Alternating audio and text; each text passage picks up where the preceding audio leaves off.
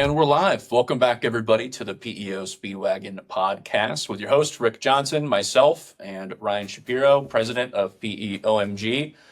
Special treat today. You just get the two of us. We've been having so many guests on. We figured we'd come back to the original squad, and Ryan and I have a good episode for you. So thanks for tuning in, folks. More intimate setting. Yeah, exactly.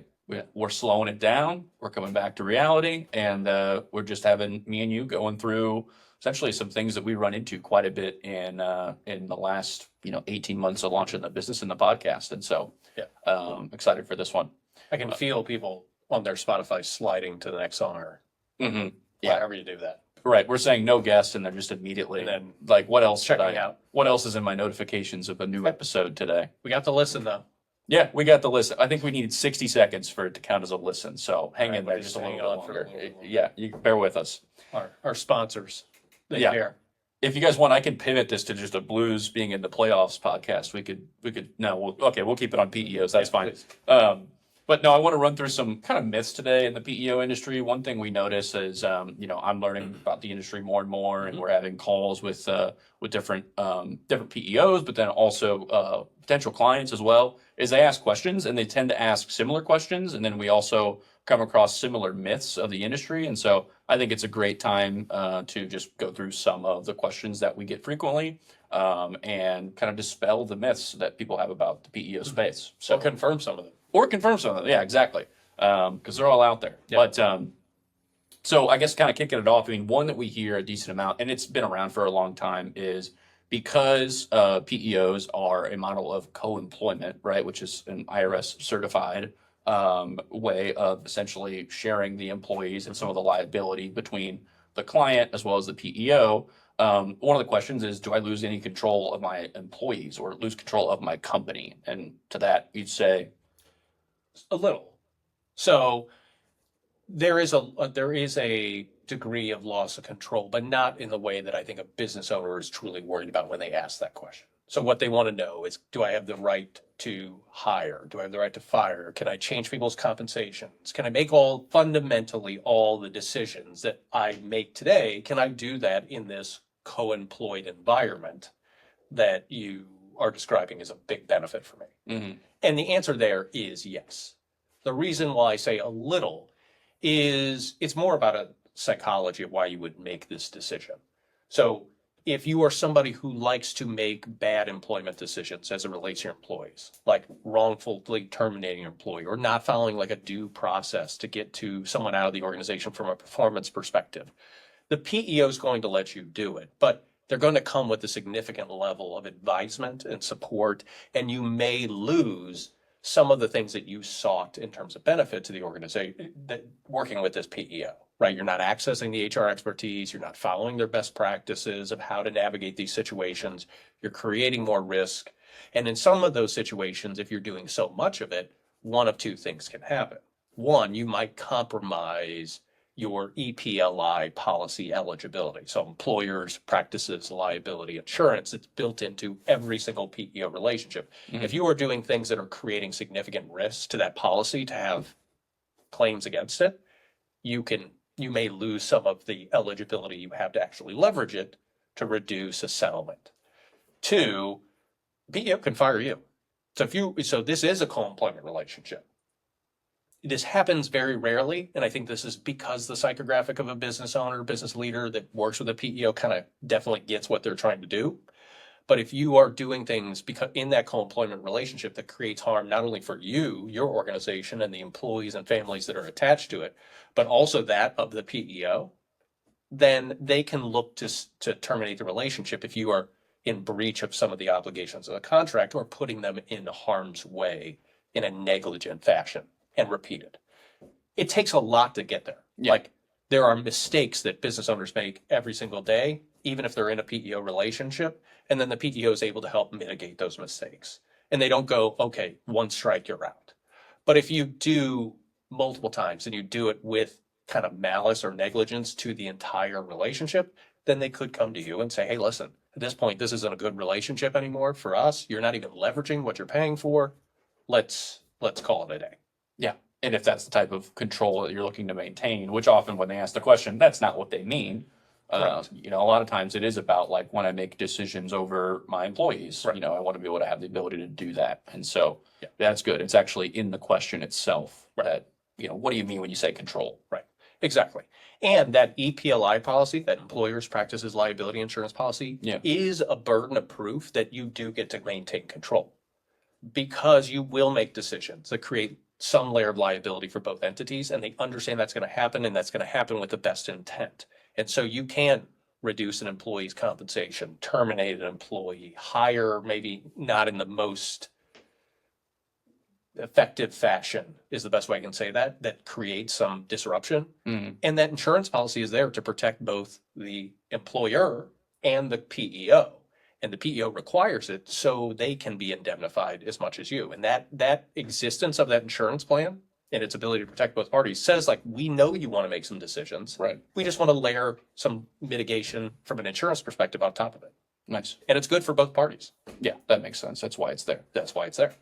Another one that we get a decent amount is regarding the HR department that an organization might already have. Mhm. And so a lot of times they might be exploring a PEO and they ask, how does this impact the HR team that I already had? Maybe the 1, 2, 3 person team that's there.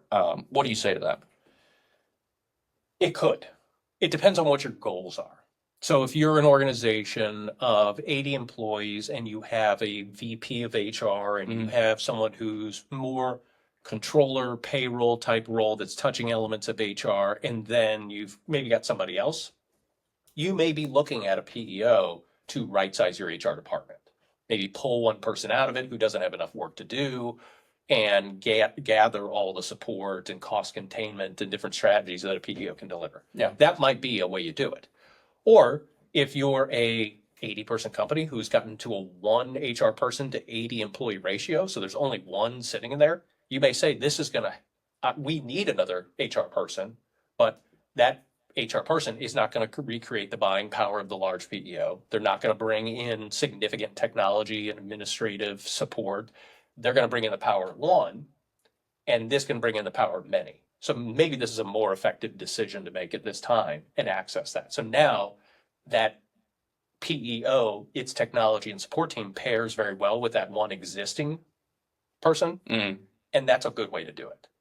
And we generally try to do just that. We try to pair the existing HR talent in the organization with the PEO, as long as that supports the goals and mission of the greater business and the business owner. Yeah, I heard actually a great example. I was speaking with somebody the other day about the HR person they had, and they had replaced their HR person like 3 times over the last 3 years, and it was because they came in and were only doing transactional HR positions, and so they didn't see any growth in the role, and so they would shortly leave after about a year.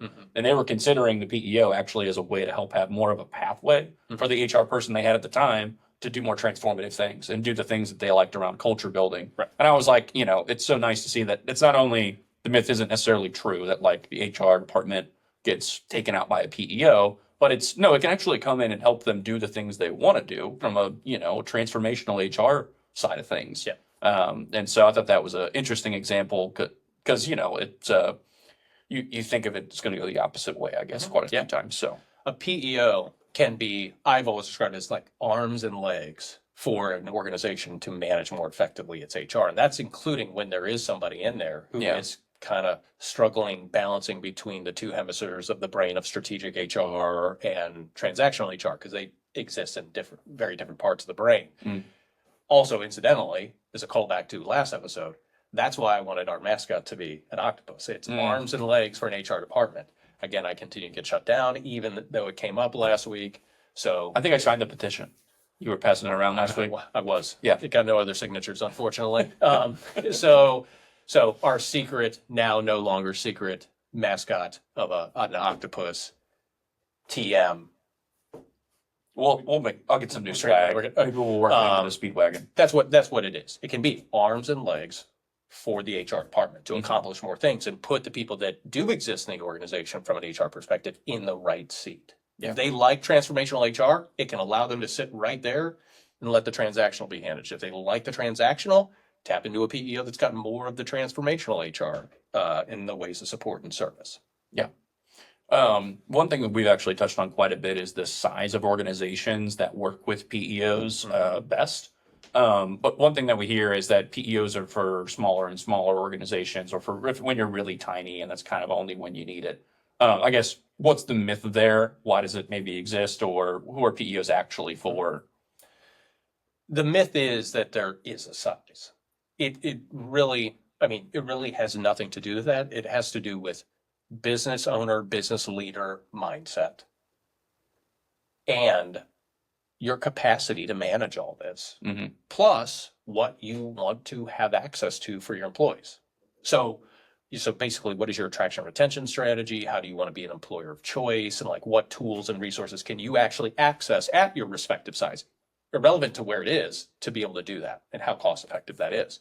So if a business owner of a 30-person company feels it is the right thing for him and her to be the administrative lead of the organization, drive all that, control everything from that standpoint, and like work in the business rather than on it, then at 30 employees, which the average size PEO customer across the country is right around 28, 29, they're not a great fit because that psychology doesn't line up. A 3-person company who's trying to bring in their next key employees, like, yeah, there's not a whole lot of administrative burden, but there's streamlined HR support and payroll, and they can access big company benefits and maybe perhaps more cost-effective measure. We just did it. We just bought a PEO, and that was the driver for us. We know our HR forwards and backwards, and but we can't replicate the buying power of 100,000 worksite employees. So that was the thing, the entry point for us, and why it makes sense for us now. It'll evolve over the future, like as the organization gets bigger and bigger and our needs change. So there is no size. It's just the intersection of that mentality, what your capacity is to manage the HR in the business, and then what do you need to be an employer of choice. And when all three of those points line up, that's when a PEO is really relevant. And then if only two line up and the cost makes sense, and it gives you time and focus back, then it lines up. Yeah, that makes sense too, because I think of somebody that we consulted with, and it's like they want high-powered individuals to come in a smaller organization, and so you have to be really attractive with only a handful of employees, and maybe you need them to come in, and you could be competing with maybe other tech companies to a degree, or like they're getting offers from somewhere else that are significantly larger, and so you're like, okay, we need to have everything buttoned up, even though we're a smaller organization, so we can compete with these, larger organizations trying to pull them away. We'll do another callback to like an episode in season 1 or 2 or whatever it was. So we had Jim Sheets on, who's bought multiple PEOs many times. And one of them was at 700 employees, and another one was at 12, and another one most recently was at 40. And then he was involved in one we did that was like 120. So like it's all over the board. But what drove him to that decision was this is a more effective mechanism than anything else that can be done on the HR front. Yeah. And therefore, even though it may cost a little more here, or it has some guardrails or inflexibility or rigidity here, like it's just flat out better. And my time, meaning if I'm playing the avatar Jim, he's like, it's better spent in other areas. And I can't replicate that buying power. And then if I don't have that lift and shift of liability, I got to manage that too. So it's like that's that mindset again, where across 4 different organizations, 700, 12, 41, and 120, like it all made sense. And so size wasn't a factor. Yeah. And you mentioned cost a few times. That's also a common one we hear, especially with people who, in our scale of PEO aware, PEO curious, PEO active. It's really the people who are kind of PEO unaware. Maybe they've heard about it. Maybe they've interacted with one PEO in their time before and had like one demo. And they'll say often PEOs are just too expensive. So what do you say? I guess it's not necessarily a myth. It's more of a perspective from somebody, but. Well, they say it's either too expensive, and that is more of a byproduct of the value they did or did not see. Right. So, how expensive something feels is always in line with, do you think it's valuable at its current price point? And so I think that comes from somebody meeting a PEO, that PEO having their particular brand and approach and presenting those services. And we know there are some PEOs that are much more expensive. If you just say that this individual is 15 employees, there are some PEOs that are charging $175, $200, $140. And then there's some that are charging $65, $75, $85. Per person per month. per person per month. So it depends on which one they talk to establish that. Right. Because it's perhaps they talk to one of these ones that are lower and they go, I don't see a whole lot of value. Right. So that feels expensive. Or it could have been like they talked to one of these, they actually, if they would have talked to one of the more expensive ones, but they saw all that it could do and all the problems it perhaps could solve, maybe they wouldn't have said that. Maybe they didn't have So- those problems yet. So cost is absolutely key, but it has its mirror image of value. Mm-hmm. And that's how you can actually determine that. Yeah. And I pulled off of just kind of the NAPIO site, which is like the average company saves 27% on their benefits when looking at a PEO, getting quotes back. And then also the big one I think of is churn or turnover, which is that turnover, which is 10 to 14% less turnover in a PEO than outside of a PEO is the average, which, that's one of those things where how do you factor that in? Do you factor in the cost of replacing employees when looking at PEOs? Certainly, but when you just hear what it is and how much it's going to cost you on a monthly basis, then to layer in kind of these other things. And you describe it as sort of the delta between the value of what you're doing today versus what you get out of the PEO itself. Certainly. Now, are those myths I get to attempt to bust too? Oh, certainly. I don't think people bring them up as much on calls, but they are myths. They do have there's a survivor bias, in my opinion, on that 10 to 14%. Yeah. Because those organizations that do move into a PEO and do have better support and mechanisms to attract and retain, absolutely. Now, I would also argue that those organizations are traditionally more thriving SMB than the average, right? The ability to have good competitive benefits, the ability to attempt to attract high-level A-player talent. Yeah. Like they have to have a base layer of success. If you have an unsuccessful business, if your product market fit isn't good, the PEO is not going to solve that. Your turnover is going to become because you can't afford good people and you have attrition because maybe you're not able to give them the things they need, or just the fact you have to lay people off because your product isn't or your service isn't really attaching with the market's needs. So I think there's sometimes a survivor bias with that 10 to 14% because there is some degree of common denominator, if you will, amongst those that they have good, thriving businesses, and now they're trying to do it better. Yeah. The 27% on the benefit costs, like maybe, I guess it's an average. I don't think that's what people really see. I think what people actually see is savings, meaningful savings, and it's all relative to the risk of your group. So PEOs come in with this big company buying power, 750,000, 350,000 lives, 130,000 lives. And then they go through the review process and they assess the risk of that group. And there's 3% savings, or no percent savings, or decline to quote even. So I know it's an average. So I'm not dead from the neck up and not understanding that part of it. But I also think that's a big flashy number to just show somebody that creates an expectancy gap issue.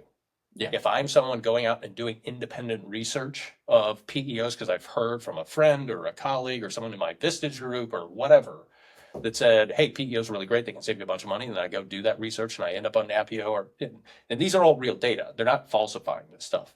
But I think it has to come with a layer of context, which is maybe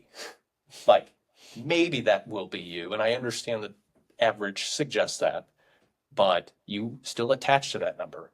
And then when you get your number and you're like, oh, it's only 8% savings, you already have a 19% downshift in your expectations. Yeah. I mean, too, when we look at the average size company that looks at a PEO, right, we say 28, 29. It's obviously there's smaller ones, plenty of them as well. And well, it takes 1, 2, 3 people and looking at the claims data to potentially change that. So then they could be hearing the same average number, right. And you're like, well, that doesn't necessarily relate to your organization. Exactly. And I don't want to be a hypocrite. It's on our website too. Yeah. So, I mean, on PEOMGs, it is because it is real data. It is tested and has been evaluated. I just think it needs to be couched to a certain degree in that conversation. Yeah. Like that you cannot let your customer run through the process thinking that's what's going to happen just because that there are circumstances that allow for that to happen. And that's what we really need to dive into. So you mentioned, and this is a question I had early on. I remember because I was trying to understand the economy of scale and sort of the pool that existed. But like from the workers' comp perspective, you can also get on the PEO's workers' comp. Mhm. How is it that, let's say, like a healthier group isn't subsidizing a less safe group, for instance, if they're on the workers' comp and they're doing this sort of collective buying power? I mean, in the workers' comp, there's it's a lot more straightforward than health insurance, Mm, right? I mean, it is claims in, or premiums in, claims out. And Yeah. those claims come as the result of some workplace incident. Yeah. Slip, trip, fall, forklift ran over somebody's foot, and then obviously the claims that ensue as a result of that. But it's a lot more straightforward than people's health that just kind of goes like up and down. And so I think there is a greater ability to do two things. One, subsidize a little bit of it. So if you're a big PEO and workers' comp is an important consideration in your model and in your go-to-market strategy and how you contain costs, then you can look kind of holistically at the whole group and see like what's actually happening. mm, Do we have a problem here with this client that continues to have issues? I would say PEOs that have that as a bigger focus, they also have the ability to deploy safety services and risk mitigation support around that. So it's like, hey, this one over here that is creating some issues, even though it's a good sized client, let's get out there. Like, Yeah. let's do some training. Let's do some education. Like, let's get that sign out there with like 0 days since the last incident and like create some awareness. Because if they can do that, that can immediately reduce those claims over, a relative window of time. Yeah. You just can't do that with health. Like health, yes, you can install wellness programs, you can create awareness, you can get people to go to their primary care physician more frequently and do some things. But if somebody's got a health related issue, they just do. Yeah. And people generally don't get healthier over time. So groups age up and people who have unfortunate circumstances, like sometimes those things will linger for a long time. And so I think that's why on the workers' comp side, as you contrast it to the medical underwriting strategy and that risk pool that's developed, they can subsidize a little more there because they can go immediately attack that issue. Yeah. Yeah. I also think too, I mean, we see a lot of folks who might join a PEO as well and then stay with maybe somebody doing their workers' comp. Mhm. And I think on the other side of that, as you mentioned, sometimes PEOs in the co-employment relationship, when if you keep taking steps that directly violate, let's say like, hiring laws, Mhm. then they could say, hey, this, we could fire you as well as a client. Mhm. And I think to some degree too, on the workers' comp side, if they can notice that as well. If there's a repeated incidents and then a lack of wanting to become safer, then they say, hey, you're affecting the rest of the group. We're going to now Right. have to ask you to go get workers' comp elsewhere. Have to still remain your PEO. Yeah.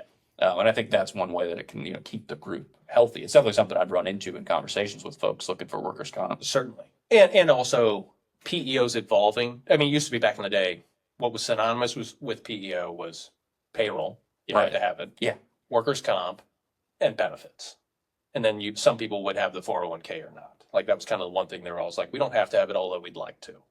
Now what's evolved over time is workers' comp can be carved out on a lot of different PEOs. Mm-hmm. And that's for two reasons. One, and the biggest one, is the ability to access a greater market. Right. So when you had to have it carved in, or that was the belief system, or that's how you did it, you couldn't work with construction companies. Today, you couldn't work with cannabis companies. Mhm. You couldn't work with farms or chemical manufacturers, what have you. Now, if you and there's still some red light or strike list industries, because even if they're not holding the workers' comp, there's still just enough of a risk that it could be dangerous for the PEO. But now, if they carve out, some PEO's philosophy is like, hey, since we can carve out the comp, we can largely work with anybody. And so doing that wasn't just mitigating risk on the workers' comp policy, it was actually addressing and accessing a larger total addressable market. But when PEOs have the opportunity to take the comp, when the customer comes into the PEO evaluation process and goes, yeah, let's look at it all. We're happy to transition any aspect of this if it makes sense. It does allow them to DTQ, like decline to quote the workers' comp because it is too risky, Right. but still gets to proceed down the PEO process. So gives them more on the front end. It also gives them more in process in the event the risk is just not tolerable. Interesting.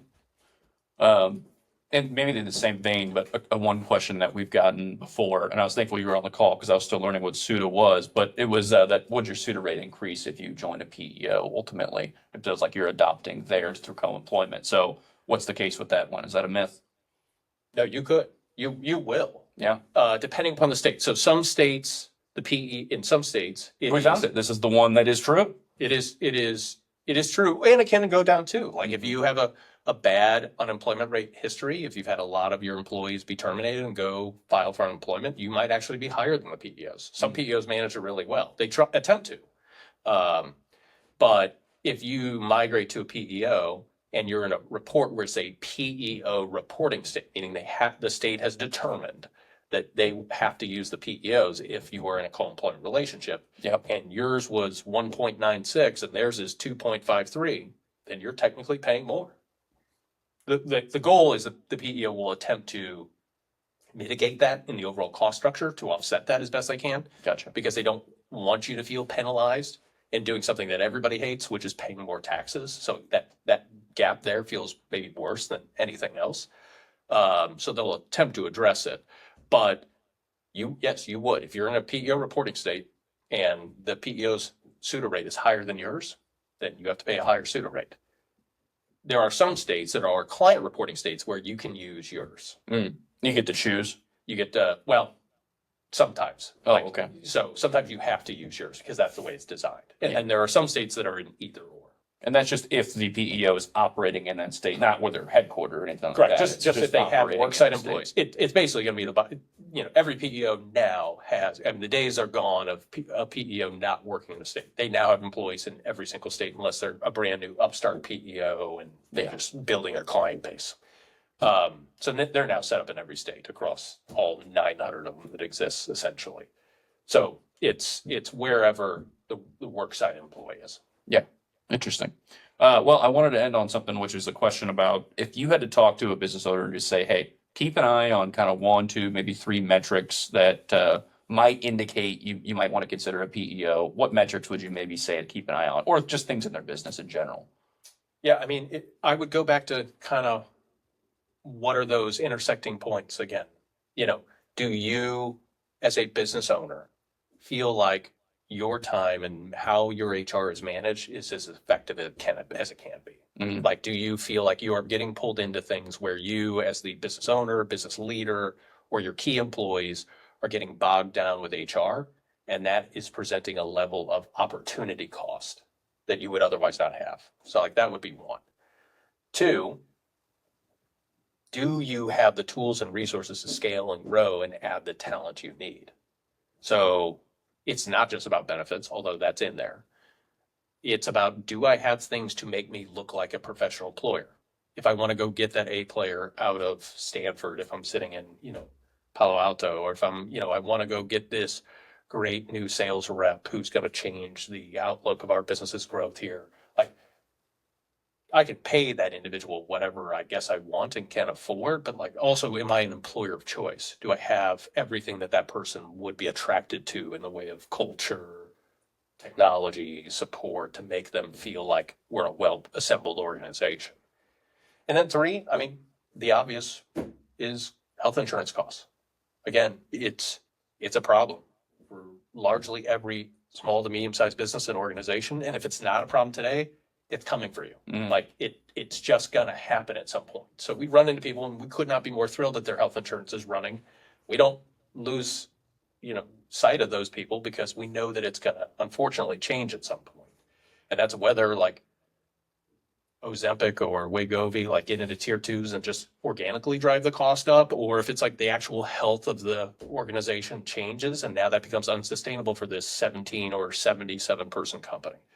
So like that is a piece that largely nobody has a solve for except for the PEOs. And that's just because it's a different structure. You don't get to have their buying power. You don't get to have, even more important than their buying power, like their cost control in cost mitigation services, like the things they do in these plans to go in and negotiate with carriers, to go in and negotiate with care providers, like it is extensive. It is probably the most underseen element of what's going on behind it is like how they're actually proactively managing your risk. Mhm. Like when you go buy a health insurance program, even with a really great broker, the carrier you buy from is not actively tweaking and messing with the claims and trying to get your costs lower because all that they're attached to are the premiums. The PEO is trying to do this and manage the whole plan at the same time and try to keep the costs as absolutely low as possible. Because when those costs are not managed, they don't just lose those premiums, they lose this admin. Yeah. And so theirs has a compounding negative impact if they don't manage this. And so that is an important thing for people to understand is like you have an issue here. And that's why a PEO can manage this more effectively than anybody else, because they're actually deploying the resources to try and keep your costs as low, where really nobody else is. Yeah. So it's, are you as efficient as you can be in your role? Can you scale that to a degree and be an employer of choice as you do it with your ambitions? Mhm. And then also take a deep dive into your medical. Is it where you want it to be? Mhm. Has it been safe for a long time and you can feel something coming? And do you feel like where you're getting it from is managing it as effectively as they can? Or should somebody doing it on the back end maybe come in and help you out with it? Precisely. Great. Everybody, thanks for tuning into this episode. Sure do appreciate it. We'll be back next week, the week after next, excuse me, We had our schedule with already. another episode. And again, thanks for tuning in. Grab this episode where you can find your podcast, YouTube, Spotify, Apple Music, and LinkedIn. Thanks all. Myths busted. Myths busted.